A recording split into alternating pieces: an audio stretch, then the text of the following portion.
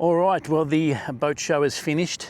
Filmed a heap of walkthrough videos there.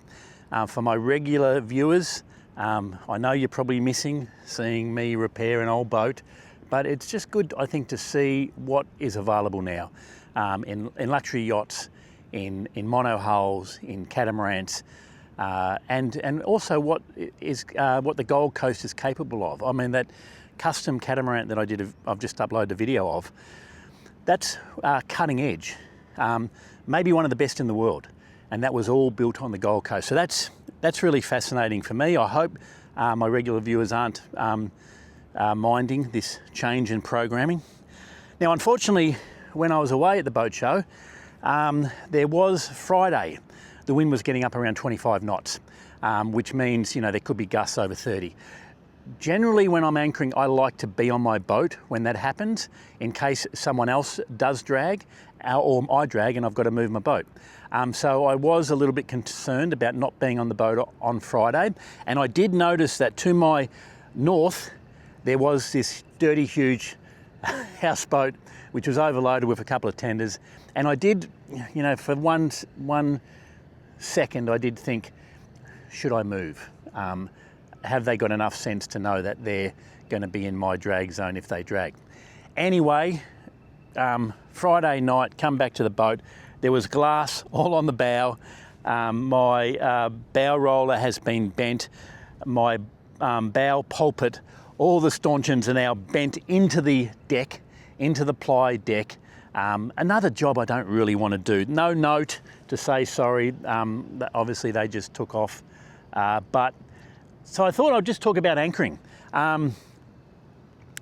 If there is you should be monitoring, if you're on anchor, you should be monitoring the weather every day, every week, and to see if there is any strong breezes coming during that week. As I said, if it's above 30 knots, there's a chance that you or another boat near you is going to drag. Now, this week, I've looked at the weather, it's all pretty good. But if there was a strong southeasterly, that monstrosity there, that big power boat would possibly, that big houseboat would possibly drag onto me. So it's just important to be aware of that, and to be aware that all boats move differently too. Like for a yacht, they're the most beautiful boats out here, let's be honest. They're not big ugly squares like this wind-catching machine. They've got, centuries of pedigree, and on a changing tide, they understandably want to do a little lap and show all the other boats how special they are. And my boat does that. The Queen Sequondo, she likes to just do a little on the changing tide, to do a lovely little circle and have a look around and let all the other boats see her grand lines. So yachts do that. Be aware, on a changing tide, they will do a circle. So you want to at least leave, 2 to 3 boats length away from them if you're dropping anchor. Catamarans in a blow are like a wave, someone on a wave, someone water skiing. They go from side to side. It is really scary to see a catamaran in a big blow. So if you're on either side of them, they could take you out. So just to be aware, that's the way catamarans move. Houseboats, anything over 20 knots, they're going to drag onto. No, I shouldn't say that. But houseboats, they're wind catchers. Why, if you owned a houseboat, you would need to anchor out here in 3 meters of water. This guy over here, he's got the right idea. He's right close to shore.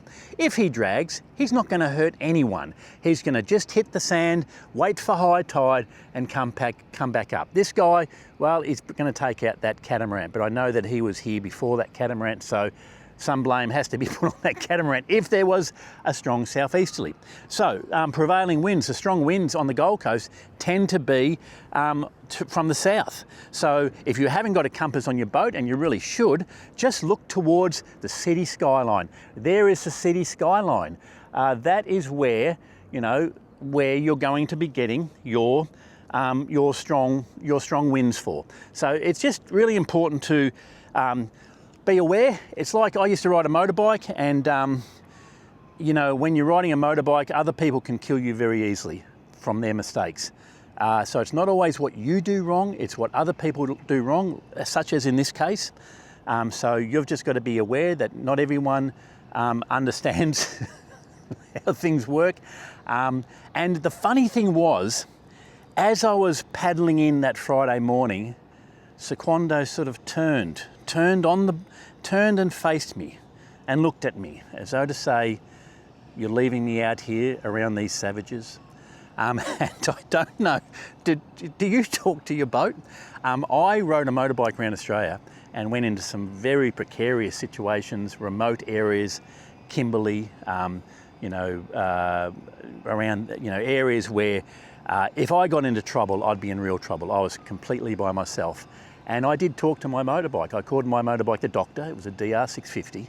And I would say to her, if you get me out of this situation, I'm gonna grease your chain. I'm gonna get you some new tyres. So I would coax it. I would coax it into, not getting stuck in these remote areas. And I don't know whether that's normal. Do you talk to your boat? I think if you're in a dangerous sea state, and you would sort of be like, hey, if you can get me out of this, I'm gonna varnish all your wood and do this and do that. But that was interesting that the boat just turned to me and was like, "You know better than this, Mark," and I probably should have known better. But there you go. Damage to the boat. Another job to have to do. Another job I didn't want to have to do, but just to be aware when you're anchoring, leave plenty of space for other people, for their swing zones.